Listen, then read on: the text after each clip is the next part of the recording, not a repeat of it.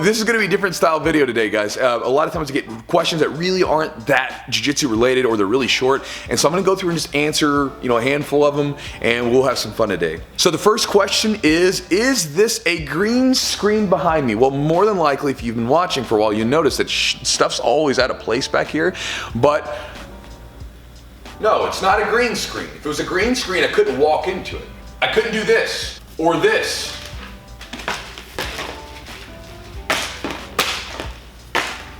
So no, it's not a green screen. Here's a good one for you. How did I get my chipped tooth? How did I get my tooth chipped? So it's funny, I was actually at the dentist yesterday, no, not yesterday, 2 days ago, getting my teeth cleaned and stuff, and still haven't ever had a cavity. Nothing's really been done. I know like my teeth look all jacked up. They're actually really straight. It's just I have a chip. There's a little bit of crowding in the front, but right here I got a chip. And so the dentist was asking, she said, hey, do you want to get your little chip fixed? And I was like, no, I don't really care, because again, I work for myself. I don't have to be in like a professional setting. I'm sure if I was like a lawyer or a doctor, someone in like a professional setting, I'd have to like have that damn thing fixed, because I mean, imagine your doctor comes to you with a chipped tooth, you might be like, oh, why does he have a chipped tooth? It's weird, right? Some weird thing that we as humans have. And so I was like, no, I work for myself, so in the line of work I do, it's not that big of a deal. And she's like, that's fine. And then I added into that, I was like, also the YouTube comments from are hilarious. And she said, YouTube comments? And I was like, yeah. So I pulled up, and there was one recently, one of you guys said that made me laugh pretty loud. It was said, he looks like Captain America with jacked muscles and jacked teeth. How did I get it chipped? Sorry, I'm rambling sort of off topic. Back in the day, I was like 10 years old, and actually I was probably like closer to 9 or 10. My little baby sister was super young, and at nighttime when, we go to sleep or whatever, when we get ready for bed after dinner and brush our teeth and stuff, she would come in my bedroom, and she would lay down and we'd watch a movie together, right? And then after the movie was over, she'd go back in her bedroom and go to sleep. It was just kind of her way to kind of just unwind together. And I remember we were watching Land Before Time, the first one. I remember this distinctly, right? Littlefoot, the little dinosaur movie. And so we're watching Land Before Time, movie's over. I was like, all right, Faith, time to go to sleep. I went up and like turned the VHS tape, the VCR off, turned the TV off, and she was like, I want to watch it again. I was like, you can't watch it again. It's real late. I got to go to sleep. Got to get up for school. And she got really angry. And so I hear her rummaging down at the foot of my bed, and I'm laying down at this point. And I look down, and I look at her and say, Faith, what are you doing? She pops up really quick. She takes this Super Nintendo game, which is like a real hard plastic thing. She throws it, and it boom hits me in the mouth, and I spit tooth out. So unlike her too, because she wasn't that kind of kid. She was such a sweetheart all the time, and so it was weird for her to like be kind of violent. It was just very strange. Fun story about it is that in wrestling in high school, I ended up getting this little cap put on, and for the most part it stayed on. I had to get it replaced a couple times, but it stayed on there for a couple years at this point. And in wrestling in high school, I think it was regionals, I'm wrestling with this kid, and we're going, and he kept like kind of bumping into me with his head, which is not uncommon in wrestling, but he hit me one good time right in the mouth, busted my lip up a little bit, but it also knocked that cap out. No one else knew that I had a chipped tooth, so I walk over to the edge and I spit this tooth out, this piece of tooth, right? And like throw it to the side. And I remember like all my teammates were there, and they didn't know that I had a chipped tooth, and they're like, and then I immediately went back in there. I was really pissed off at this point, and I pinned the kid in about 30 seconds afterwards. And I remember everybody thought, oh man, what a badass. The guy knocked his tooth out, and then he immediately pinned him because he was so angry. And I didn't have the heart to tell him at this point, because I'm like, oh yeah, I am a badass, whatever. I'm in high school, you know what I mean? So I was kind of eating it up. I wasn't going to tell them that my little baby sister was actually the one that knocked it out. Now, the reason I don't get it fixed is because I just don't care. And because if I wanted to get it fixed, I would have to wear like the big thick mouth guard, because otherwise it would just get knocked out again. I am curious though. If you guys, let's just do something fun, since we're doing this is kind of videos kind of like all over the place. If you guys think that my teeth are so jacked up and you think I should get them fixed, give me a thumbs down on the video. And if you think that you don't really care, it doesn't really matter, give me a thumbs up, right? And if you think that I should get my teeth fixed, I would love I don't, man, like it doesn't really bother me. Poke fun at me if you want to. Come up with something clever though, right? If you're gonna make fun of the tooth, don't just say, your teeth fucked up. Give me something clever, right? Like the jacked up muscle, jacked teeth, that was funny, right? Give me something funny. If you're gonna give me a thumbs down, give me something clever and funny about why I need to get my teeth fixed or what my teeth look like. So the next question is, what's my favorite music to roll to? Well, my favorite music really depends on my mood.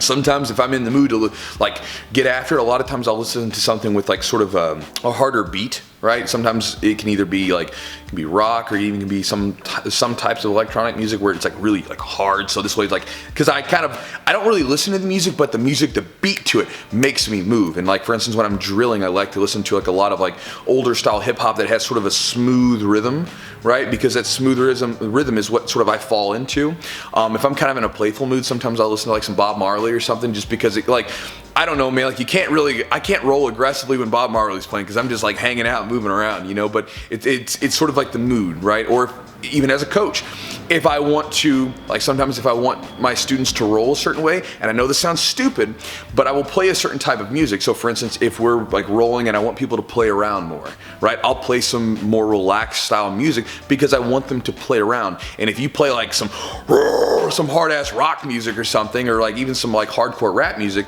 and you're telling people to play around, it's funny how it works. It doesn't necessarily work so well. But if you play some more chill music and you're saying, hey guys, play around a little bit, it's easier, I'll say, for the people to do that, because of the way that sort of it seems to affect people's sort of like conscious thought. Anyway, so it depends on the mood. Why did I quit mixed martial arts? I quit mixed martial arts because I couldn't justify doing the damage to myself anymore for something I really didn't like. So when I got into jiu-jitsu, I got into jiu-jitsu because I wanted to fight mixed martial arts, but then I started fighting mixed martial arts and realized I really love jiu-jitsu. That's what I like. I love grappling. My last fight, I had a great fight. My opponent was incredibly respectful, great dude. We had a fun fight. But during the fight, he hit me with a good shot, good overhand shot, and I remember in the fight my hands were up a little bit and it clipped me just over top of the head, and boom, and I remember like taking a couple steps back, and it was like things went black for a second. I went from here to here, and I didn't remember taking that step, and I was like, whoa, right? I remember thinking, I was like, he got me good. I need to like really hit him to make sure that, you know, he doesn't do that again. And so I locked him up a little bit afterwards. But with that said, at the end of the fight, I had a blue spot in my vision. Just like, it's like, imagine like you're trying to watch me and it's like this. They were like, just like about this right here, so you can see everything else, but right in the center you can't see much. And I was talking to one of my guys. There's a picture of me actually, maybe I can find it, where I'm actually like with my student, and we're like this, and I'm looking off into a different direction. He's looking straight at the camera, and he was like, hey Chewy, he's like, well, what? He said something, and I said, who is this? And he said, it's Corey. I was like, oh, cool, man. It's like, I can't see anything right now. I remember like not really thinking anything of it, and then I sort of came to the realization, like, that was brain damage, man. You know, and so I was like, I had to weigh it out. Do I really love this stuff? Because if I love it, I'm okay with sacrificing myself, right?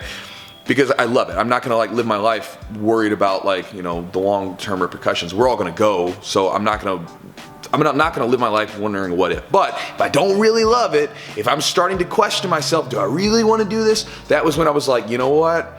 Let me just go to grappling. I really love grappling, and I think I'm better at it anyway, so I'll just focus on that. So that's why I left MMA, because I really didn't love it, and I'm better at grappling, and I could not justify the damage that I was doing to myself for something I really didn't love. Do I sell shirts? Yes, I do. I sell shirts on my website. If you go to chewjitsu.net, you can go there. Now, keep in mind, I keep a limited supply of them. I just released some yesterday, so there may be some left. Honestly, if you want to make sure that you're up to date, either, because I put them, most of the time when I release that stuff, it's either I put a picture up on Facebook, Instagram, or I send out a message through my email list. So if you ever want to, you know, find out when I'm getting shirts or any new gear that I'm going to come out with, because I'm going to do some rash guards and stuff soon, maybe even some gis, you probably want to like fill out one of those places, because that's typically where I put that stuff, like especially when it's like instant, right? And also with the email list, sometimes I send out like extra videos and podcasts, or just stuff that I don't send out through everywhere. Like I send it directly to those people. So if you guys want to get in on that, just go to my website, chewjitsu.net. Do I ever cut weight? Maybe I'll go in deeper on this at some point, but now, no, I don't really cut much weight. If they have a day before weigh-in, I'll cut weight. If it's the same day weigh-ins, I just go trim my weight down a little bit beforehand and go in there comfortably, because I don't want to go in hangry and uncomfortable and worried about my diet. I want to be focused solely on the winning of that tournament. And sort of I always think of it this way, like I'm a history geek, right? A big history geek. And one of the things in history that you would see ancient armies do a lot is, because you got to think it takes hours to get people out into formation. What they would do is the army would eat breakfast really early, right? And they would immediately get out on the battlefield and get into formation. And so what that then did was the other side was like, oh shit, they're getting out in formation. everybody up, up, up, up. And what would happen sometimes is you would see these battles where one side, the determining factor would be one side had breakfast and was well fed, well rested. The other side was scrambling about, with no food or and not a lot of rest. So when I go into battle, I want to be well fed, well rested, and I want to be comfortable, so this way I can focus at the task at hand. Now again, if there are day before weigh-ins, I'll consider it, but for the most part, I roll every day at this weight. That's the weight that I want to compete at. Favorite medal? I don't really have one. This is from an email question. If you look back here, I can't really see if you see it. I've got a whole wall full of medals back here, and belts and all that stuff, and most of those are mostly just Chad and my medals. But I did pull one down from the wall, and I'm gonna show you this because again, I talked about this in another video, I love competing just for testing myself, but as far as like having like a medal or something to pad my resume, I don't really care anymore, just because for me, as I've gotten older, like the actual titles of the things, they don't really mean anything to me, and I feel stupid ever even putting on there, I've won this, that, or whatever, right? It's like I feel dumb doing that. But for me, what the medals mean, because first off, you can't sell these things, right? Like nobody cares. But there's memories attached to each one of these. Like I've got medals up there that are from my first jiu-jitsu tournaments, and I can tell you everything that went on during that time period or during that experience that I had. And this one right here, this is a good example of a meaningful medal that doesn't mean anything to anyone else, right? So this is some rinky-dink little regional medal, right? The Bluegrass Brazilian Jiu-Jitsu Open, right? You don't even know what that is. Like what the hell's the Bluegrass? If I would have put up my the Pan medal here, you'd be like, oh, Pans, ooh. But this one, right, it's like, this doesn't mean anything to anyone. It's a cheap medal. Now, what's cool about this medal is what it represents. So this came from 2013, the summer of 2013, and I was competing against in a tournament. It was at a black belt sort of open. So it was just some black belts got there and we threw down. And there was 1, 2, 3, 4 of us, right? And so it was a round robin style. So every one of the black belts had to face every one of the other black belts, which was cool. The only problem for me was that in this tournament, 2 of those black belts had wins against me, right? They'd beaten me the year previously. One of them by submission, and I was like, so, I was a little amped up. And to make things worse, my students were out there in force. So we had like 30 competitors and we had about 80 like spectators, right? It was insane how many people from our gym were just back. There was this whole section of the gym that was just all of our students huddled up together cheering for me and then my buddy Brent at the time. And so it was nuts, it was insane. It was a really cool atmosphere, but man, I was so nervous because I'm going against people that have wins against me, and behind me, I've got all my students, right? And to say that didn't play a role in it, I'd be lying. And so I get in there to go against these guys, and I win. I beat both of those guys that had wins over me and ended up winning the tournament. And then, ambulance. And so for me, this medal meant a ton. It's not my favorite medal, I don't really have a favorite medal, but this is a cool one because of the fact that, again, I was stepping on the mat, second guessing myself a little bit, had to shake that off, and I was like, no, I got this, and ended up, beating 2 people that had wins against me in the same day. And so that was a big achievement for me personally, even though this doesn't mean anything to anybody else. So for me, honestly, I don't have favorite medals, I don't really care that much about them, but each medal that I have has a distinct sort of memory or experience attached to it. And the last question, how did I get my nickname Chewy? Well, back in the day when I was training as a white belt, I've talked about this before, I was the spazziest white belt you've ever seen. I was a wrestler, and I would take like these fat burner supplements that would basically just get you all hopped up in ephedrine. So it was like ephedrine, it was the ECA stack, ephedrine, caffeine, aspirin. And so I'm just like, already. And on top of that, I'm taking this basically energy booster type thing. I was nuts. And so I was rolling with one of my buddies who at the time was getting ready for a fight, and so he was cutting weight, so he's already a little bit irritable, and he was kind of a rowdy guy in the first place, my buddy Mike, my collie. So I'm rolling with him, and I did something. I think I got like a sweep, or maybe I elbowed him in the face. I did something stupid, and he gets up, and he's like, you could tell he's a little pissed. He's like, you big stupid Wookie. So it started off as a very derogatory thing, you big stupid Wookie, big dumbass. And then it went from that to Chewbacca, and it was not like, hey Chewbacca, it was like more like Chewbacca over here. Like there was this one time, because when we first started training, it wasn't in like a gym like this, it was actually in a like a sort of a Gold's Gym, Powerhouse Gym, Planet Fitness, whatever kind of weight training facility you want to think of. And in the middle, we had some puzzle mats that we'd piece together, and we would roll on those. And so right in the middle of this gym where everybody can see us, here I come strolling out in a singlet, right? so people can see what religion I am. They can see every little lump and bulge that there is. And and he's a wrestler too, but he realizes, I'm like, man, go put some pants on. So I come in step on the mat, and Mike just looks at me, he says, Chewbacca, go put on some pants, right? Go put on some shorts. And I was like, what do you mean? It's a singlet. He's like, I know it's a singlet. Go put on some shorts. And so I had to go back and put on my athletic shorts over top of my my junk.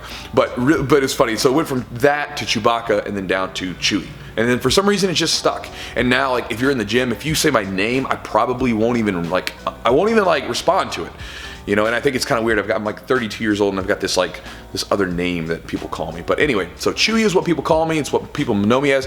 If you guys see me out in tournaments or something like that and you want to come say hey or get a picture, just say hey Chewy, right? Like, because if you say Nick and I'm in a jiu-jitsu setting, I probably won't respond to you.